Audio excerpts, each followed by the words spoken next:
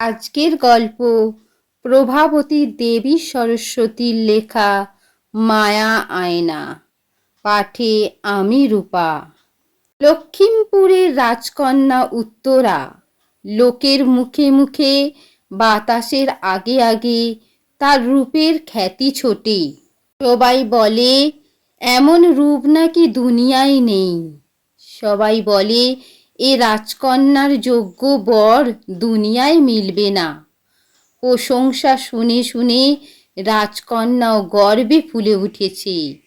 সমস্ত দুনিয়াকে সে পায়ের তলায় রাখতে চায়। রাজার বড় আদরের মেয়ে। সে যখন যা চায় রাজা তখনই তা যেমন করে হোক এনে দেয়। রাজকন্যার খেয়াল মেটাতে কত লোককে মরতে হয়েছে, কত লোককে হাত পা খোঁড়া হয়ে চির অকর্মণ্যভাবে বসে থাকতে হয়েছে, তার ইয়ত্তা নেই। এমন নিষ্ঠুর মন। রাজাও কন্যা সেহে অন্ধ। রানী কেবল ভাবেন আর তারই কেবল চোখের জল পড়ে। মেয়ের ভবিষ্যৎ ভেবে তিনি শিউরে ওঠেন। রাজাকে বললেন, মেয়ে পাগল বলে তুমিও কি পাগল হলে রাজা? রাজা বললেন, কিন্তু উত্তরা কাঁদবে রানী, মেয়ের চোখের জল পড়বে, এ কল্পনাও রাজার কাছে অসহ্য লাগে। রানী হতাশ হয়ে দেবতার কাছে প্রার্থনা করেন, ও মেয়ে বরং মরে যাক, সেও ভালো। দেশের লোক বাঁচবে, তিনিও বাঁচবেন। হঠাৎ একদিন পথ দিয়ে একজন লোক হেঁকে যাচ্ছিল। আশ্চর্য আয়না নেবে গো, আশ্চর্য আয়না। রাজকন্যা উত্তরা ছুটে জানালার কাছে এলো। একটা লোক, হাতে তার একটা আয়না। রাজকন্যা জিজ্ঞাসা করলেন, এ আয়নায় কি হয় গো? লোকটি উত্তর দিলে, এ আয়নায় মুখ দেখলে সবচেয়ে বেশি সুন্দর হওয়া যায়। মুখ যদি এতটুকু খুঁত থাকে, সেই খুঁতও সেরে যায়। রাজকন্যার গালে ছিল একটা মস্ত বড় কালো তিল। অমন সুন্দর মুখখানায় মস্ত বড় চিহ্ন, যেন চাঁদে কলঙ্ক। রাজকন্যা উৎসুক হয়ে বললে, কই দেখি তোমার আয়না। লোকটি মাথা নেড়ে বললে, না, দাম দিয়ে কিনতে হয়, তারপর মুখ দেখতে হয়। রাজকন্যা জিজ্ঞাসা করলে, তারপর দাম নিয়ে যদি তুমি পালাও? লোকটি হেসে বললে, না গো, আমি পালাবো না, এইখানে দাঁড়িয়ে থাকবো। রাজকন্যা তখনই দাম দিয়ে আয়না নিলে। লোকটি বললে, এক্ষুনি যেন মুখ দেখো না, আগে স্নান করো, ভালো জামা কাপড় গহনা পত্র পরো, তারপর একলা একটা ঘরে এই আয়নাতে মুখ দেখো।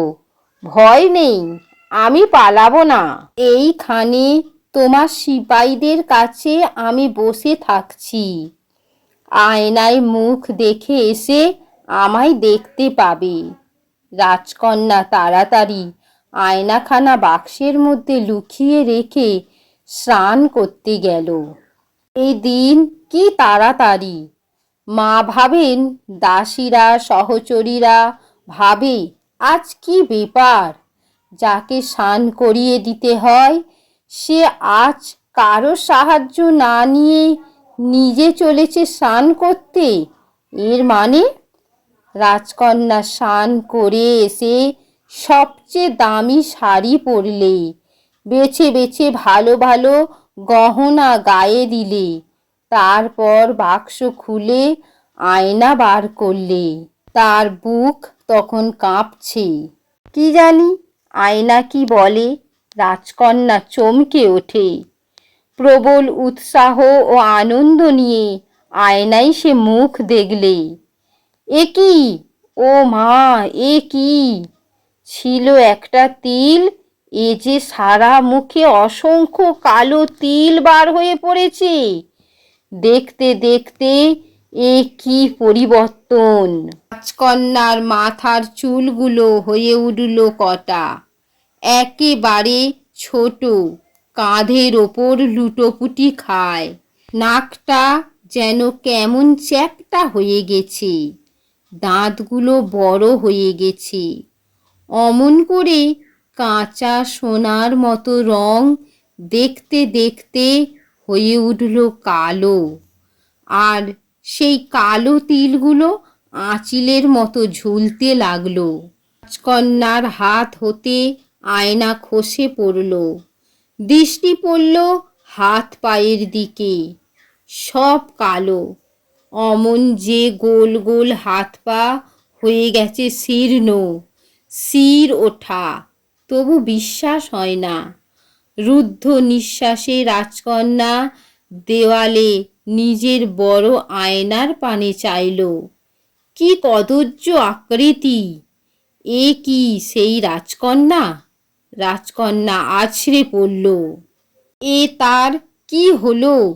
কি করে, কোন জাদুমন্ত্রে তার চেহারা এমন বদলে গেল? এখন সে কি করবে? কাকে বলবে? কে বিশ্বাস করবে সে সেই রাজকন্যা? দর্পে যে ধরাকে সরাজ্ঞান করত? সর্বনাশ! তার মা বাবা পর্যন্ত বিশ্বাস করবে না, চিনতে পারবে না এমন উপায়। রাজকন্যা চিৎকার করে কাঁদতে লাগলো। হায় হায়, গলার সেই সুর কই? এ যে বিশ্রী গো গো শব্দ বার হয়। রাজকন্যা সারাদিন না খেয়ে সেই ঘরে বন্ধ হয়ে রইল। রানী এসে দরজায় ঘা দেন। সহচরী দাসীরা ডাকে, ও রাজকন্যা, ওঠো ওঠো, কিন্তু কোনো সাড়া নেই। রাজবাড়ির মিস্ত্রি আসে, দরজা ভেঙে ফেলা হলো। কি সর্বনাশ! এ ডাইনি বুড়ি কে? আঁতকে ওঠে রানী, ছুটে পালালো।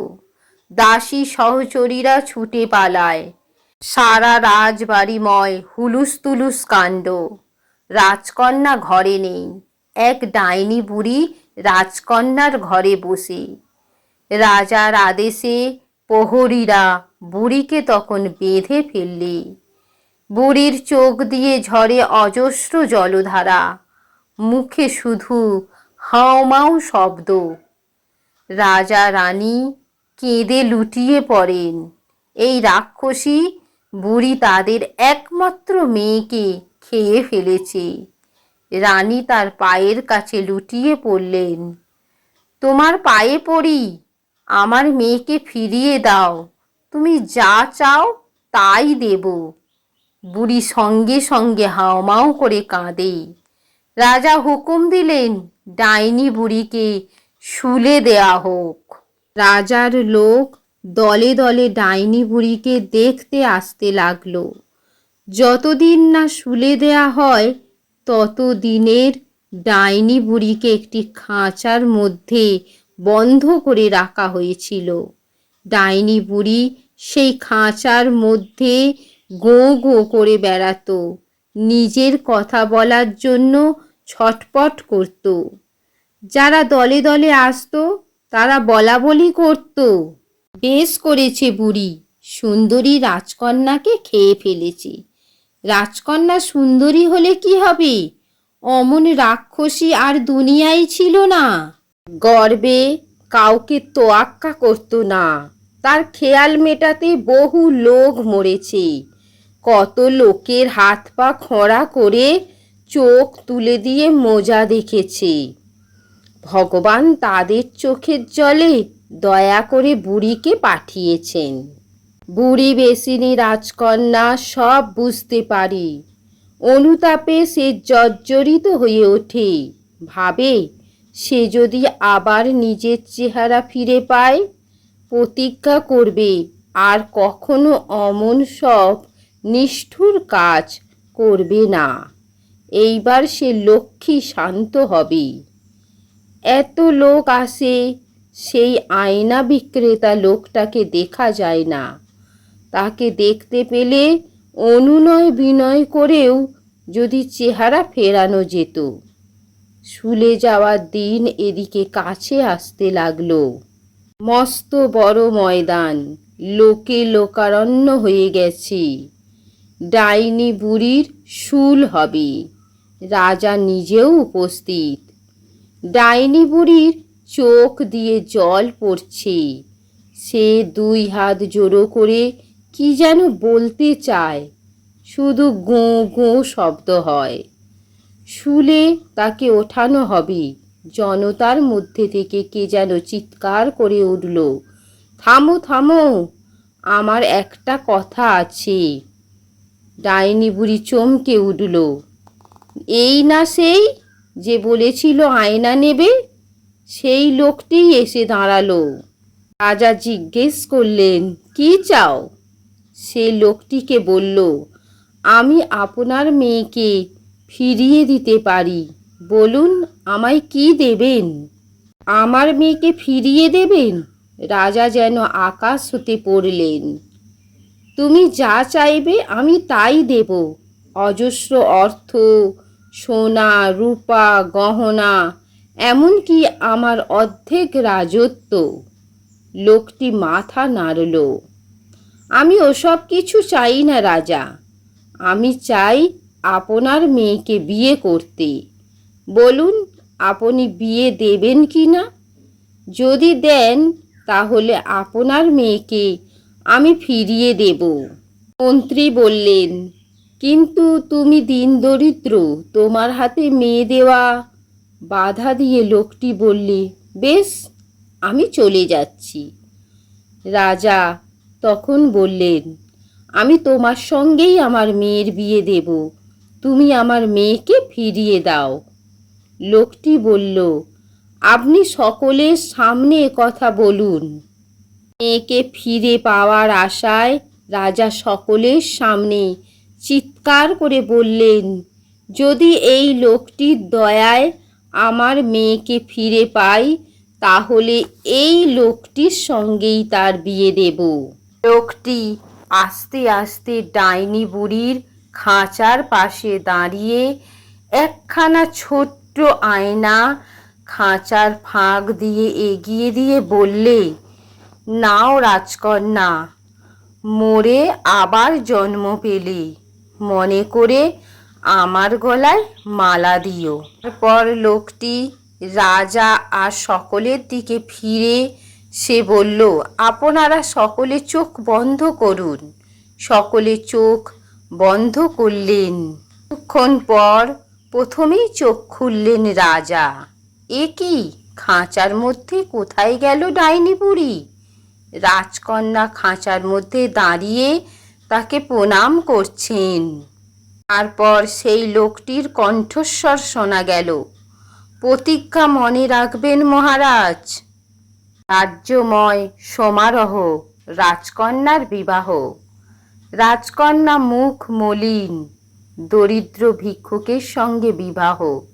কিন্তু উপায় নাই, পিতাকে প্রতিজ্ঞা ভঙ্গ, পাপে তিনি ডুবতে দিতে পারেন না।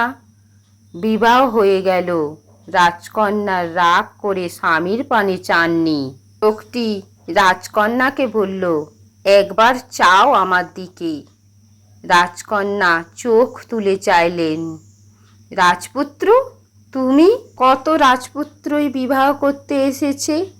গর্বিতা রাজকুমারী গর্বিত কথায় আহত হয়ে ফিরে গেছেন। রাজপুত্র তাদেরই একজন। রাজপুত্র উত্তর দিলেন, হ্যাঁ আমি। তোমার অহংকার আমার ভারী কষ্ট দিয়েছিল। তোমার এখান থেকে ফিরে আমি আর রাজ্যে যাইনি। এক কাপালিকের শিষ্য হয়েছিলাম। তাকে সেবায় তুষ্ট করে তার কাছ থেকে দুখানা আয়না পেয়েছিলাম। এক আয়নায় চেহারা রাক্ষসীর মতো হবে, আর এক আয়নায় মুখ দেখলে স্বাভাবিক চেহারা ফিরে আসবে। তোমার বিকৃত অবস্থায় ফেলে অনেক কষ্ট দিয়েছি রাজকন্যা, আমায় মাফ করো। রাজকন্যা বললেন, আমিও তোমায় আগে অনেক কটু কথা বলেছি, আমায় মাপ করো। রাজা রানী পরের দিন যখন শুনতে পেলেন তাদের জামাই ভিখারি নয়, রাজপুত্র, তখন তাদের আনন্দের পরিসীমা রইল না।